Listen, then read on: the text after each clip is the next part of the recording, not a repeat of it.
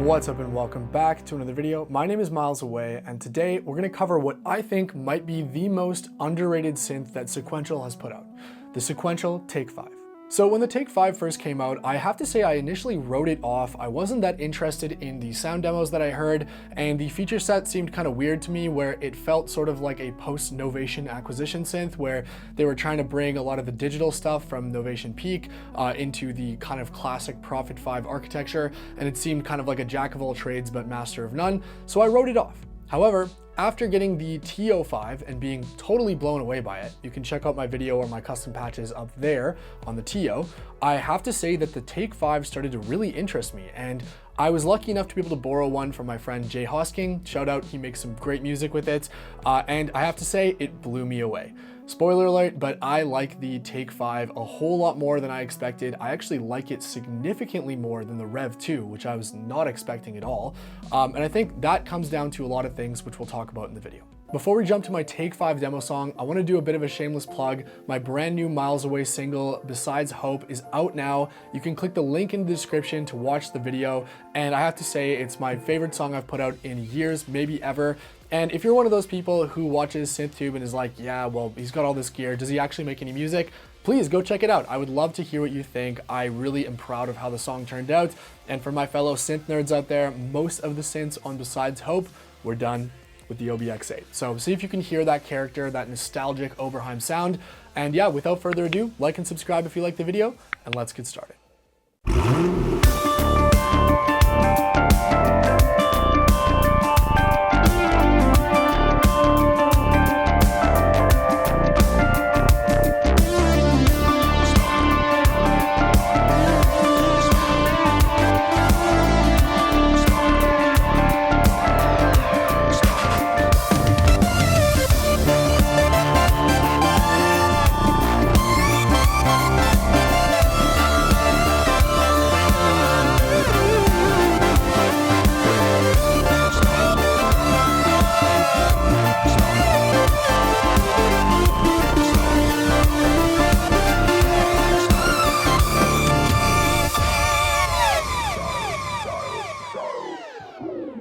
All of those sounds in that demo track were from my custom Take 5 sound bank, which you can get now in the description. And if you want to hear some more sounds with no talking, none of my voice, that'll be at the end of the video. So use the chapters to skip around.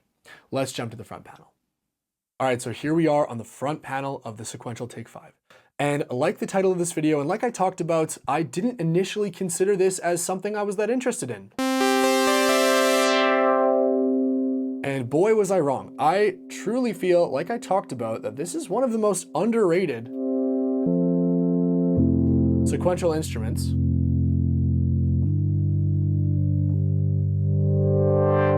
And it is absolutely a worthy competitor to the Prophet 5.6 Rev 2. And let me show you why I think that's the case. Let's see if you agree. Let me know in the comments as always. So I've started off with an init preset here. The one change I do, and I've saved this as a template, I put in some pan spread and I put in a bit of vintage mode because I frankly think it's kind of annoying that the pan spread is not a knob. Without the pan spread, just fully mono, which is nice too, but we can always, if we set this up ahead of time as a template, we can always go and add more or less pan spread, but it's annoying to have to make a mod destination in the matrix whenever you want to do that. It really takes me out of it. So here we go, initialize preset, some really nice sounding VCOs, especially with a bit of vintage mode on.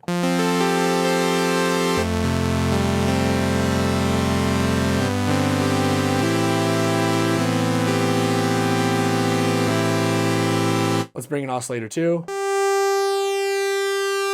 And one of my favorite things is actually the oscillator section. I love that you get fully variable wave shapes and separate pitch controls for each because, and we'll get to the FM in a bit, but it allows way more freedom when you're starting to do FM, when you're making interesting atonal sounds, or if you're just really trying to get that sweet spot of detune. It's better than the TO5 for, which just has the oscillator to detune. I love that we can detune separately. So let's bring in some nice saw waves, get it sounded nice and full.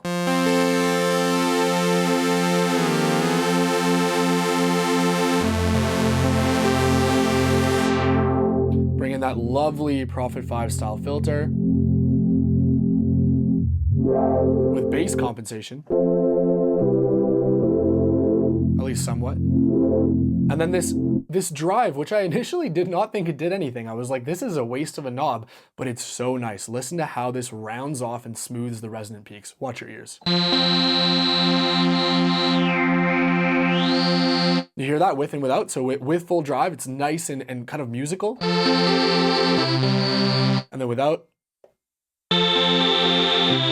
ouch, that hurts. I don't always use it with full drive like this, but if I'm going high resonance, it's a great tool in our toolbox.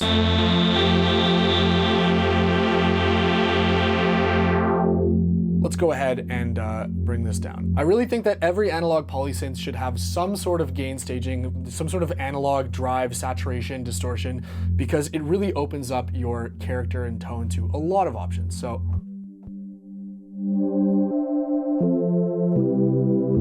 let's play with our envelopes here. We'll make a nice string sound, some release,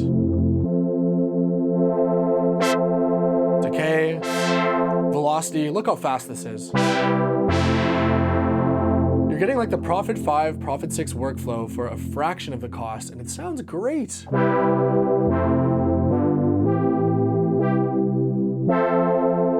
Beautiful. We've got like that classic resonant Prophet 5 driven brass sound. So let's go ahead and add some LFO. Already sounds pretty good on both oscillators. But let's make it oscillator 2 only. Look at that. Look how fast that is. Let's turn it down a little bit.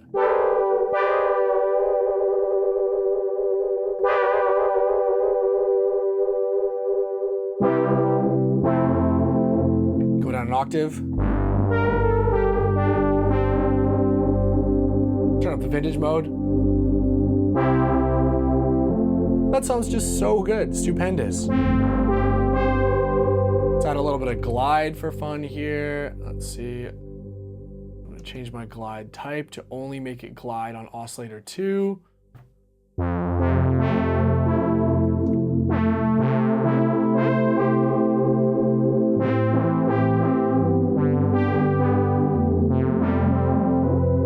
Beautiful. Let's bring in some effects. Again, like most sequential synths, I quite like the delay, the chorus, but not a big fan of a lot of the other ones. But the effects, just like the TO, are better than the Prophet 6 and OB6, which who would have thought that? So let's go ahead and have some nice slow delay.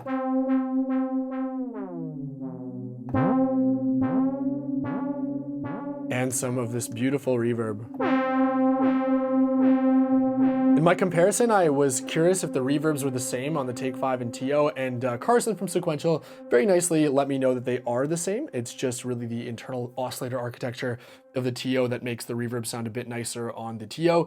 Just all that extra top end really adds some nice harmonics to the reverb itself. So here's our sound. Look at how easy this was.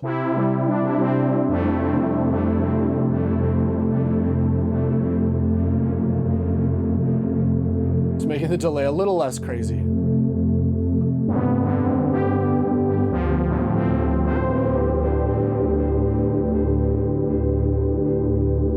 Okay, so yeah, this is just a really simple patch and we haven't even gotten into more of the complex stuff, but let's start to do that now. So I'll disable the effects and let's start to play with FM. So oscillator 2 can basically be set to modulate oscillator 1, which sounds simple, but it's really powerful. So if I go ahead and just bring our release down, bring oscillator 2 all the way down, and you'll see why in a second, enable FM, and now as we bring in the mix of oscillator 2, it's going to start to modulate oscillator 1 more and more.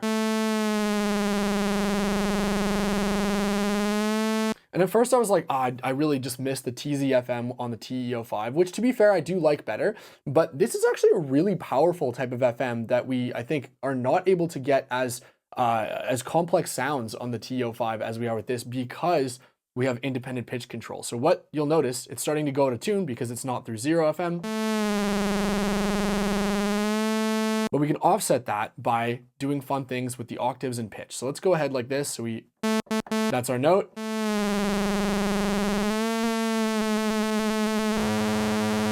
Now we're in tune. Relatively in tune. Let's put it to sine waves so you can really hear what the FM's doing. Again.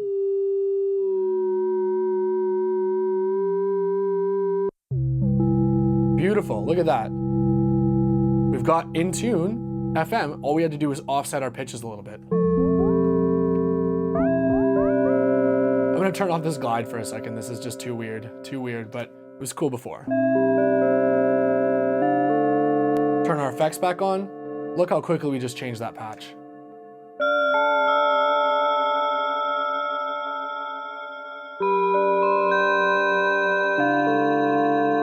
A tip for any synth with FM, you actually want less vintage mode on the FM patches you do, because you kind of want it to be a bit more precise, because inherently it's going to have a lot of character for being analog FM anyway.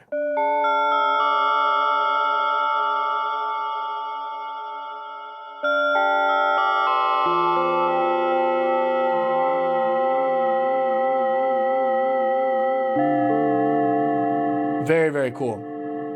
Let's shift this sound one more time just to show you how amazing it is. So let's go ahead and bring it back to saw waves, and let's turn down the FM a little bit.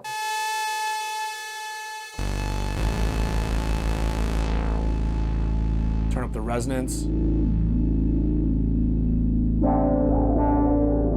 Put on unison, select 5 unison voices, and we'll go for a massive distorted bass.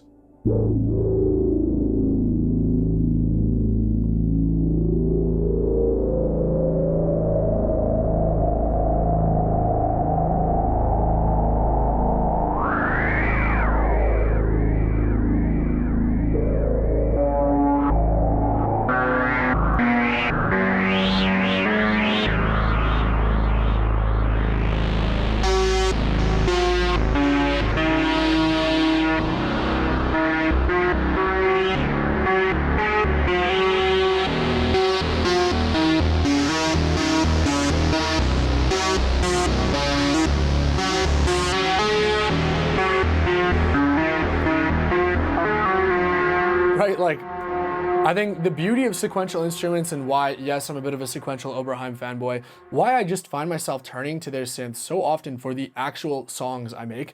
Again, quick shameless plug for the intro, go check out my new song Besides Hope, is because they're just so intuitively laid out where, yeah, we can get deep with the mod matrix, which we haven't really touched on yet. We can get deeper with sequencing and kind of automating things in the DAW with MIDI, but they're just so inviting. And look how quickly we changed that from a classic Prophet brass patch to a FM weird bell patch that wouldn't probably be very possible on a lot of other analog synths, to now this totally like dystopian analog lead.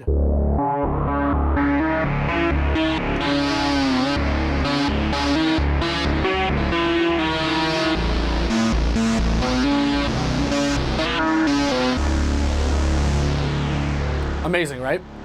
Let's go ahead and, memorize this now. I'm gonna initialize it. Sorry, there's some patches like that in my patch bank. But yeah, let's go ahead and do a couple more classics here, just again, because at the end of the day, as cool as these kind of more modern and weird FME sounds are, a lot of you probably want to hear the like beautiful classic Prophet 5 style sounds, because at the end of the day, this is kind of the sales pitch of this, is that it's gonna do a lot of the similar things as a Prophet 5, but go deeper for way less money. So one of my all-time favorite Prophet 5 patches, as many of you might know, is the pulse width modulation with cross mod, where basically the higher up the keyboard you play, the faster the PWM goes. So let's see how that goes. So let's go to a pulse wave here.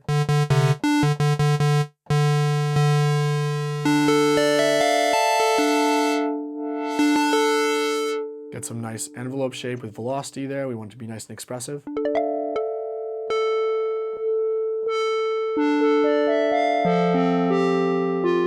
A little bit of drive just for subtle flavor. A little bit of resonance.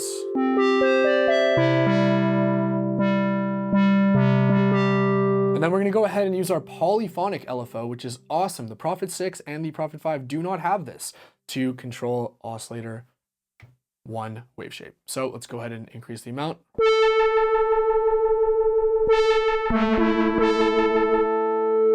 Turn our frequency way down.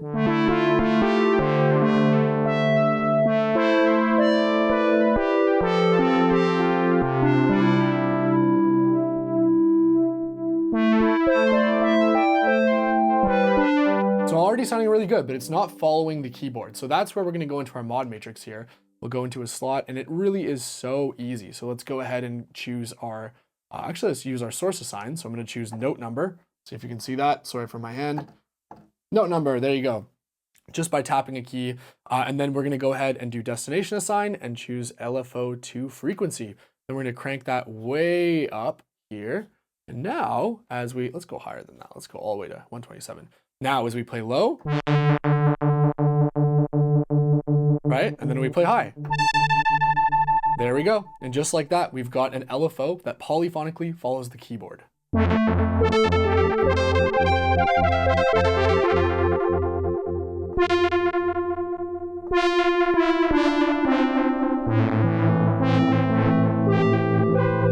This patch doesn't even really need effects, it's so beautiful, but let's go ahead and do a little bit of effects on it anyway. We'll add some of that chorus. Take off reverb first. Depth, high, feedback, slash. We'll do that high too, and we'll do some time low. Let's actually bring the depth down and the feedback high.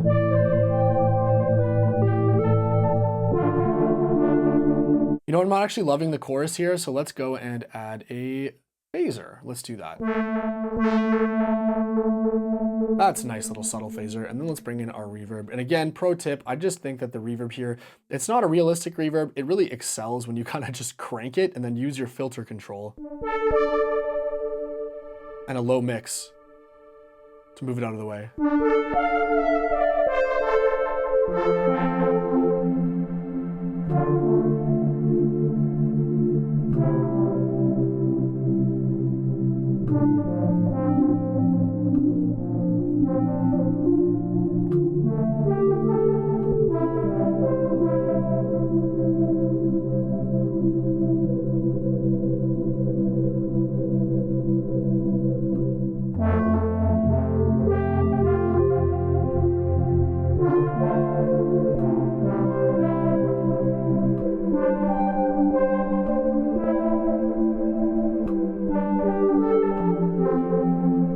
We still have oscillator 2, which we can sync.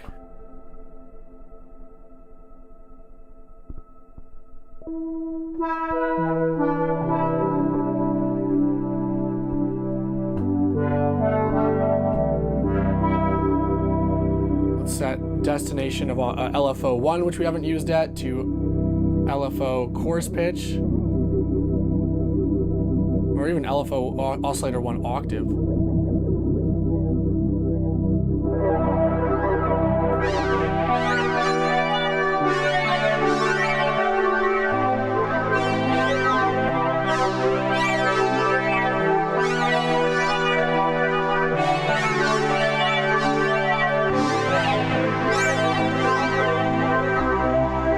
Like, check that out. Again, just to prove these little side quests, we just went on such a cool random adventure. We now have this weird, like, modulated sync pad instead of a classic PWM patch. Very cool.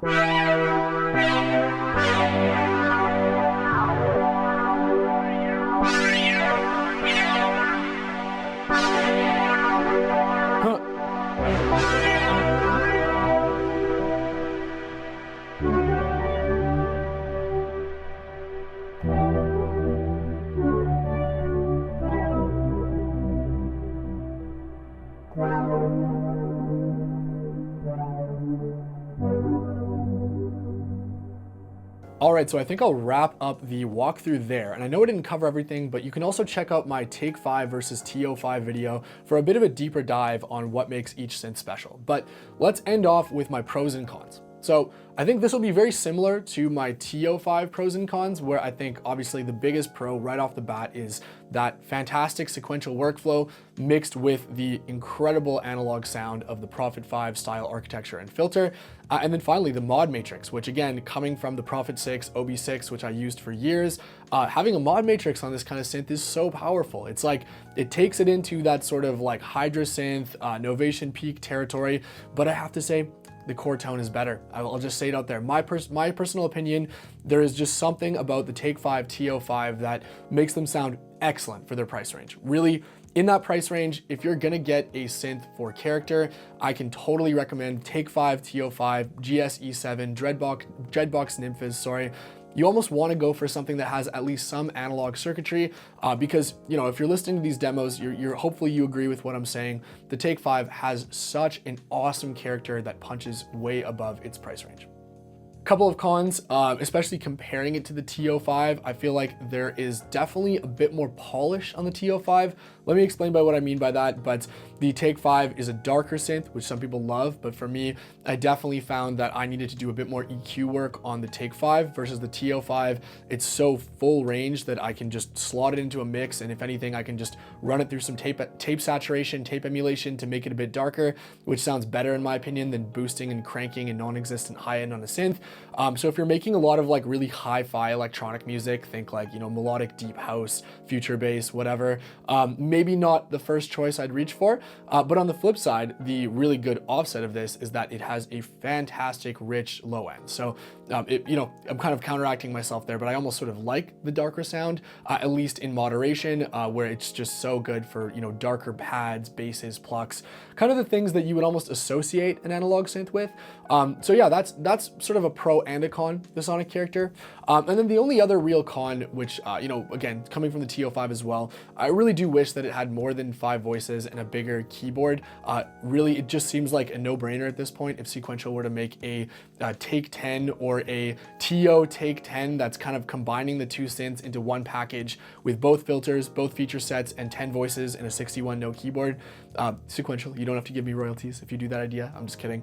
That to me just seems like a no-brainer because it's just such a great platform, but the 5 voices will deter some people like myself who maybe want to play bigger chords, you know, bigger inversions, have voices ring out more. So I will end those incredibly rambly pros and cons here. I think Take 5, TO5, you guys already know I slightly prefer the TO5, but the Take 5 blew me away, and I really do think that it's the most underrated of Sequential's current lineup at least. I will 100% say after using all of the Sequential instruments extensively, the Take 5 sounds just as good as like a Prophet 6 or a TO5, maybe not quite up there with the Prophet 5 or OBX8 or OB6, which I still really hold in high regard as the best sounding Sequential instruments, but it sounds phenomenal. It sounds better than most of the other similarly priced synths in that range. And if you're cool with the 5 voices and the smaller keyboard, this has got to be on your radar if you like those classic analog sounds, but also want a little bit more in terms of sound design. Let's jump to some custom patches that I made, just sound demos, no more talking. If you like these patches and you have a Take 5, click the link in the description. You can go and purchase them now off my site. Thank you so much for watching. I've been Devin Belanger, and I will see you in the next video.